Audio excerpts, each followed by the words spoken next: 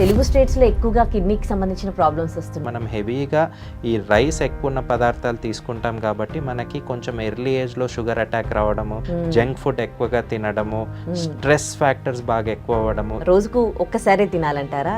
Maybe daily once మాత్రమే తీసుకుంటే better. మీ దగ్గరకు వచ్చే కిడ్నీకి సంబంధించిన వాళ్ళు వస్తారు కదా పేషెంట్స్, ఏ ఏజ్ గ్రూప్ వాళ్ళలో ఎక్కువగా చూస్తూ ఉన్నారు? 30 years నుంచి 40 years మధ్యలోనే అటాక్ అవుతుందో వాళ్ళు ఎక్స్ట్రా కాషియస్గా ఉండాలి. కొంతమందికి యూరిన్ కలర్ అనేది ఎల్లోగా ఇట్లా పెయిల్ ఎల్లోగా వస్తూ ఉంటుంది కదా, సో అది కూడా కిడ్నీ ప్రాబ్లమా? యూరిన్లో ఎప్పుడైతే నురగ బాగా ఎక్కువ కనబడుతుందో.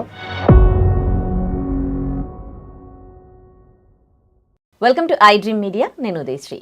అసలు కిడ్నీ ప్రాబ్లమ్స్ ఎందుకు వస్తాయి, కిడ్నీకి సంబంధించి ఎలాంటి జాగ్రత్తలు తీసుకోవాలి తెలుసుకుందాం. మనతో ఉన్నారు డాక్టర్ అరుణ్ గారు, నెఫ్రాలజిస్ట్, కిడ్నీ ట్రాన్స్ప్లాంట్ స్పెషలిస్ట్. మాట్లాడదాం. Hello sir, welcome to studio. Hello అండి. యా, సో ఈ మధ్య కాలంలో అంటే మన తెలుగు స్టేట్స్లో ఎక్కువగా కిడ్నీకి సంబంధించిన ప్రాబ్లమ్స్ వస్తున్నాయంట. అసలు కిడ్నీ ప్రాబ్లమ్స్ అనేవి ఎందుకు వస్తాయి సార్?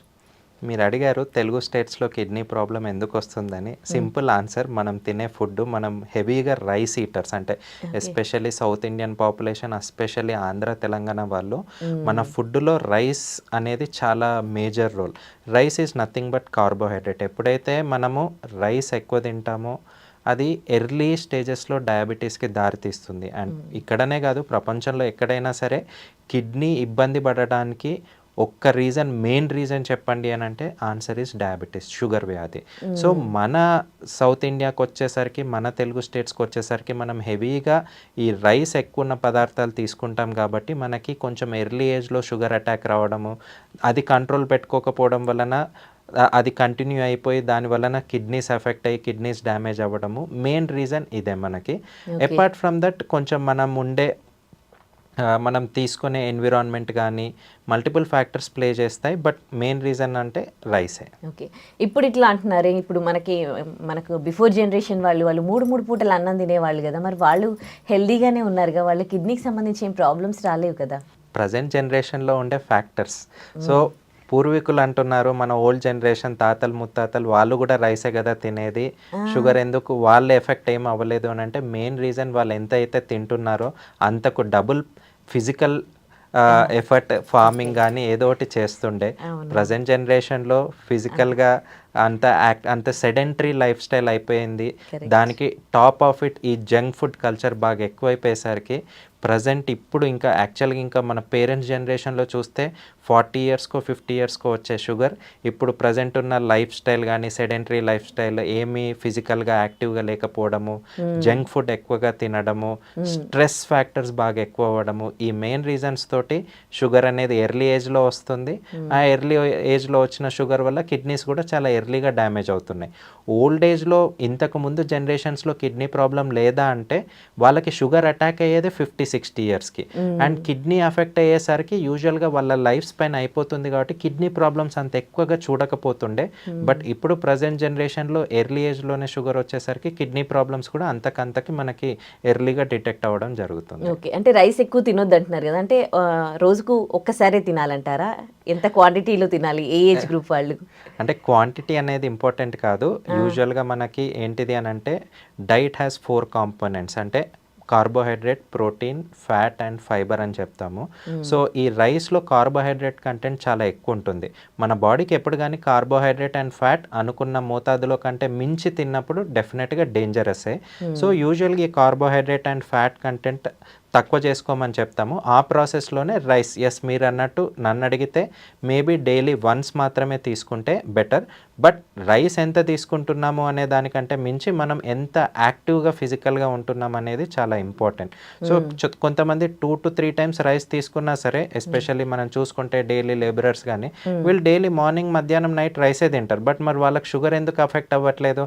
వేరే వాళ్ళకే, ఈ ఐటీ ప్రొఫెషనల్స్, ఈ నార్మల్గా ఉండే ఫిజికల్గా ఏం యాక్టివ్గా లేని జాబ్ చేసే వాళ్ళకి ఎందుకు ఎఫెక్ట్ అవుతుందంటే మెయిన్ రీజన్ వచ్చేసి మనం ఫిజికల్గా యాక్టివ్గా లేకపోవడము. So okay. దాని వలన మెయిన్ రీజన్ అది చెప్తాము. ఓకే. మీ దగ్గరకు వచ్చే కిడ్నీకి సంబంధించిన వాళ్ళు వస్తారుగా పేషెంట్స్, ఏ ఏజ్ గ్రూప్ వాళ్ళలో ఎక్కువగా చూస్తూ ఉన్నారు మీరు? డెఫినెట్గా ఎవరైతే షుగర్ అటాక్ ఎర్లీగా అవుతుందో, అంటే నన్ను అడిగితే ఎవరికైతే షుగర్ 30 ఇయర్స్ నుంచి 40 ఇయర్స్ మధ్యలోనే అటాక్ అవుతుందో వాళ్ళు ఎక్స్ట్రా కాషియస్గా ఉండాలి. ఎందుకంటే వాళ్ళ లైఫ్ స్పాన్లో కిడ్నీ ప్రాబ్లం వచ్చే ఛాన్సెస్ చాలా హెవీగా ఉంటాయి. అంటే ఒక 60 ఇయర్స్లో షుగర్ స్టార్ట్ అయ్యేదానికి 40 ఇయర్స్లో అదే షుగర్ స్టార్ట్ అయిన దానికి చాలా డిఫరెన్స్ ఉంటుంది. ఎందుకంటే ఈ 60 ఇయర్స్లో షుగర్ స్టార్ట్ అయిన పేషెంట్స్లలో మనం కిడ్నీ ప్రాబ్లమ్స్ అంతా రొటీన్గా చూడము. అదే 30 ఇయర్స్కే 40 ఇయర్స్కే షుగర్ స్టార్ట్ అయితే మాత్రం రాసి పెట్టుకోండి, 100% వాళ్ళు ఒక 10-15 ఇయర్స్ అంటే డౌన్ ద లైన్, అంటే 40 ఇయర్స్కి షుగర్ అటాక్ అయితే బై 55 ఇయర్స్ వాళ్ళకి డెఫినెట్గా కిడ్నీ అనేది అఫెక్ట్ అవ్వడం జరుగుతుంది. సో అందుకే షుగర్ రాకుండా ఉండడానికి ఏమేమి జాగ్రత్తలు తీసుకోవాలో మెయిన్ దానిపైన ఫోకస్ చేసి వచ్చినా సరే దాన్ని వీలైనంత కంట్రోల్లో పెట్టుకోవడానికి ట్రై చేయాలి ఎప్పుడు కానీ. ఓకే. అంటే షుగర్కి కిడ్నీకి ఏంటండి సంబంధం? ఎట్లా కిడ్నీ పైన ఇంపాక్ట్ చూపిస్తుంది? షుగర్కి కిడ్నీకనే కాదండి, షుగర్ వల్ల బాడీలో పైన మెదడు దగ్గర నుంచి కింద కాళ్ళ వరకు ఎక్కడైనా సరే ఎఫెక్ట్ అవ్వచ్చు. మెయిన్ థింగ్ ఏమవుతుంది అని అంటే ఈ షుగర్ ఎప్పుడైతే బాడీలో ఎక్కువ అవుతుందో మల్టిపుల్ వేస్ విధంగా మనకి కిడ్నీస్ పరంగా చూసుకుంటే ఎఫెక్ట్ అవ్వడానికి ఛాన్స్ ఉంటుంది. ఫస్ట్ అండ్ ఫార్మోస్ట్ థింగ్, ఎప్పుడైతే మనకి షుగర్ ఎక్కువ ఉంటుందో బాడీలో, అది బాడీలో కొలెస్ట్రాల్ కింద కన్వర్ట్ అయ్యి మన కిడ్నీలకు వెళ్ళే రక్తనాళాలలో డిపాజిట్ అయిపోయి ఆ బ్లడ్ సర్క్యులేషన్ అనేది సరిగ్గా లేక కిడ్నీస్ అఫెక్ట్ అవ్వడం జరుగుతుంది. రెండో రీజన్ ఏంటంటే ఎప్పుడైతే బాడీలో బ్లడ్లో షుగర్ లెవెల్స్ ఎక్కువ ఉంటుందో ఆక్సిడేటివ్ స్ట్రెస్ అంటాము. అంటే మనకి ఫ్రీ ఆక్సిజన్ రాడికల్స్ అనేవి ఎక్కువ మోతాదులో ఉత్పత్తి జరిగి అండ్ ఆ ఆక్సిజన్ ఫ్రీ రాడికల్స్ అన్నీ మన కిడ్నీ పైకి వెళ్ళి అటాక్ చేసి కిడ్నీని దెబ్బతీసే ఛాన్స్ ఉంటుంది. సో దీన్నే మనము డయాబెటిక్ నెఫ్రోపతి, అంటే నెఫ్రాన్ అంటే కిడ్నీలో ఉండే ఫిల్టర్ని నెఫ్రాన్ అంటాము. ఎప్పుడైతే షుగర్ వల్ల ఈ కిడ్నీలో ఉండే ఫిల్టర్స్ని దెబ్బతింటుందో అప్పుడే దీన్ని మనము నెఫ్రోపతి కింద కన్సిడర్ చేసి దీనివల్ల షుగర్ వల్ల కిడ్నీ డ్యామేజ్ అవుతుంది అని చెప్తాము. మెయిన్గా ఈ 2 రీజన్స్ అండి. ఓకే. అంటే మనం బిఫోరే మనకి కిడ్నీ ప్రాబ్లం వస్తుందని వాటి సిమ్టమ్స్ని కొంచెం మనం ఐడెంటిఫై చేస్తే మనం గుర్తుపట్టవచ్చు కదా. సో అలాంటి సిమ్టమ్స్ ఏమైనా ఉంటాయా? సిమ్టమ్స్ ఏమీ ఉండవండి. అదే మనకి బిగ్గెస్ట్ హెడ్ఏక్. ఈ కిడ్నీ ప్రాబ్లమ్స్ని ఐడెంటిఫై చేయాలి అని అంటే సిమ్టమ్స్ ఏమీ ఉండవు. మరి సిమ్టమ్స్ లేనప్పుడు ఎలా సార్ ఐడెంటిఫై చేయాల్సింది అని అంటే ఒకే ఒక దారి ప్రివెంటివ్ హెల్త్ చెకప్స్ చేసుకోవడము. ఆ ప్రివెంటివ్ హెల్త్ చెకప్స్ అంటే ఏంటిది అని అంటే ప్రాబ్లం రాకముందే ఎర్లీ స్టేజెస్లో ఐడెంటిఫై చేయడము.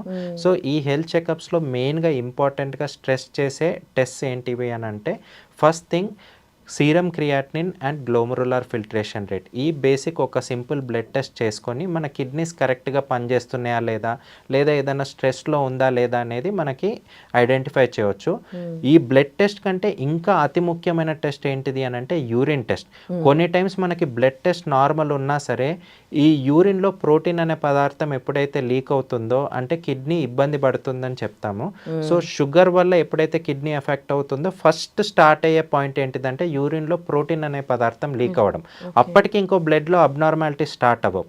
సో ఎవరైనా సరే ఏ షుగర్ పేషెంట్ అయినా సరే తన కిడ్నీస్ బాగున్నాయా లేదా చెకప్ చేసుకోవాలి అని అంటే ఫస్ట్ చేయాల్సింది యూరిన్లో ప్రోటీన్ లీక్ అవుతుంది అంటే కంప్లీట్ యూరిన్ ఎగ్జామినేషన్ అనే ఒక test, urine albumin creatinine ratio అనే రెండో టెస్ట్ చేసుకొని కిడ్నీ ఇబ్బంది పడుతుందా లేదా చెక్ చేసుకోవచ్చు. కొంతమందికి యూరిన్ కలర్ అనేది ఎల్లోగా ఇట్లా పేల్ ఎల్లోగా వస్తూ ఉంటుంది కదా. సో అది కూడా కిడ్నీ ప్రాబ్లమా లేకపోతే ఏంటి అది? అంటే యూరిన్ కలర్ అనేది కిడ్నీ ప్రాబ్లం అని చెప్పము. మన బాడీ హైడ్రేషన్ స్టేటస్ బట్టి యూరిన్ కలర్ మారుతూ ఉంటుంది. మనం ప్రాపర్గా హైడ్రేటెడ్గా ఉన్నామంటే మన యూరిన్ కలర్ వాటర్ రంగులోనో పేల్ ఎల్లో కలర్లోనో ఉంటుంది. అదే బాడీ డీహైడ్రేటెడ్ ఉంటే డార్క్ ఎల్లో కలర్లో ఉంటుంది. మరి యూరిన్లో ఏం సిమ్టమ్ చూసి మనము కొంచెము ప్రియంటివ్గా చెకప్ చేసుకోవాలి అంటే మెయిన్గా ఎప్పుడైతే షుగర్ వల్ల కిడ్నీలో ఉన్న ఫిల్టర్ ఎఫెక్ట్ అవుతుందో ప్రోటీన్ లీక్ అవుతుంది. మరి ఈ ప్రోటీన్ని యూరిన్లో ఎలా సార్ గుర్తించడం అని అంటే యూజువల్గా నురగ ఉంటుంది. యూరిన్లో ఎప్పుడైతే నురగ బాగా ఎక్కువ కనబడుతుందో కిడ్నీ ఏమైనా ఇబ్బంది పడుతుందా అని చెకప్ చేసుకోవడానికి ఈ యూరిన్ టెస్ట్ చేయాల్సి ఉంటుంది వాళ్ళు. Okay okay. సో కిడ్నీకి సంబంధించిన ప్రాబ్లమ్స్ రాకుండా ఉండాలంటే మీరు ఇచ్చే సజెషన్స్ ఏంటి? సజెషన్స్ ఏం లేదండి, షుగర్ బీపీ బారిన పడకుండా ముందు నుంచే లైఫ్ స్టైల్ని కొంచెం మార్చుకోవడము. సో హెవీగా జంక్ ఫుడ్ కానీ ఇవి తినే అలవాటు ఉంటే కట్ డౌన్ చేసి హెల్దీ డైట్ తీసుకోవడము. అన్నిటికంటే ఇంపార్టెంట్ ఫిజికల్గా యాక్టివ్గా ఉండడం. ఫిజికల్గా యాక్టివ్గా ఉండడం అంటే ఏదో జిమ్కి వెళ్ళమని ఫోర్స్ చేయము. సింపుల్గా డైలీ మార్నింగ్ లేచి ఒక 1/2 hour to 45 minutes brisk walking, అంటే మీరు ఎంతైతే ఫాస్ట్గా నడవగలుగుతారో అది వాకింగ్ చేస్తే that itself is an adequate exercise. So ఇది చేయడము. అండ్ థర్డ్ థింగ్, స్ట్రెస్ని ఎంత కుదిరితే అంత తగ్గించుకొని హ్యాపీగా ఉండడానికి ట్రై చేయడము. ఆల్కహాల్, స్మోకింగ్ లాంటి చెడు అలవాట్లకి వీలైనంత వరకు దూరంగా ఉండడము. కొన్ని టైమ్స్ చాలామంది తెలియక చేసే మిస్టేక్ ఏదైతే కిడ్నీని ప్రెషర్లోకి నెడుతుందో అది హెవీగా పెయిన్ కిల్లర్స్ వాడడం. సో ఇట్లాంటి పెయిన్ కిల్లర్స్కి కొంచెం దూరంగా ఉండడము. అన్నిటికంటే లాస్ట్ మోస్ట్ అండ్ లీస్ట్ అనుకుంటారు but most important thing water. So కరెక్ట్గా వాటర్ తీసుకోవడం, at least daily 3 to 3.5 litres water తీసుకొని బాడీని హైడ్రేటెడ్గా ఉంచుకొని కిడ్నీని ప్రొటెక్ట్ చేసుకోవడానికి హెల్ప్ అవుతుంది మనకి. డాక్టర్ గారు, అట్లాగే నైట్లో కొంతమంది వాటర్ తాగాలి అని అంటారు, కొంతమంది తాగొద్దు, కిడ్నీ పైన అంటే కిడ్నీకి రెస్ట్ ఇవ్వాలి అని అంటారు. అసలు అంటే మనం తినే ఫుడ్ కూడా ఎన్ని అవర్స్కి ఒకసారి తినాలి? కొంతమందికి రెగ్యులర్గా తినడం తాగడం అలవాటు ఉంటుంది, కొంతమంది ఏమో ఒకేసారి బాగా తింటారు. అసలు అవి దానికి సంబంధించి చెప్తారా? ఫుడ్ ఎన్ని టైమ్స్ తినాలి అనేది కాన్సెప్ట్ కిడ్నీకి అంత అక్యురేట్గా ఉండదు. నార్మల్గా అందరు తిన్నట్టే డైలీ మార్నింగ్ బ్రేక్ఫాస్ట్, మధ్యాహ్నం లంచ్, నైట్ డిన్నర్. బట్ ఏం చెప్తామంటే నైట్ డిన్నర్ ఎంత లైట్గా తీసుకుంటే అంత బెటర్ అని చెప్తాము, నార్మల్ ఓవరాల్గా కిడ్నీకనే కాకుండా. వేరాస్ వాటర్ గురించి వస్తే, మన బాడీకి యాక్టివ్గా ఎప్పుడు ఉంటాము? మార్నింగ్ టైమే ఉంటాము. సో మన బాడీ డీహైడ్రేట్ అయ్యే ఛాన్సెస్ హెవీగా ఎప్పుడు ఉంటాయి? మార్నింగే ఉంటుంది. సో యూజువల్గా మేమేం రికమెండ్ చేస్తామంటే మీరు తాగే వాటర్ ఏదైతే ఉందో మ్యాక్సిమం 80% to 85% మార్నింగే తీసుకోవడానికి ట్రై చేయండి. మీరు వాటర్ అంతా మార్నింగ్ తీసుకోకుండా బాడీని డీహైడ్రేట్ పెట్టుకొని నైట్ ఆబ్వియస్గా తాగాలి, బట్ నైట్ హెవీగా తాగడం వలన యూజ్ ఏం లేదు. మీరు నైట్ కూల్ ఎన్విరాన్మెంట్లోనే ఉంటారు, మీరు అప్పుడు వాటర్ తాగినా బాడీకి అవసరం లేదని అనిపించి యూరిన్లో బయటికి పంపించాలనే చూస్తుంది అండ్ మన స్లీప్ డిస్టర్బ్ అవుతుంది. సో సింపుల్ టెక్నిక్, మీరు ఒకవేళ ఒక 3 లీటర్స్ వాటర్ తాగాలనుకుంటే 2.5 లీటర్స్ మార్నింగే తీసుకోవడానికి ట్రై చేయండి. నైట్ ఎప్పుడన్నా ఏదన్నా లేచినప్పుడు యూరిన్ వెళ్ళినప్పుడు ఇంకొంచెం వాటర్ తీసుకొని మళ్ళీ స్టాప్ చేస్తే సరిపోతుంది. Right, thank you so much అండి. Thank you.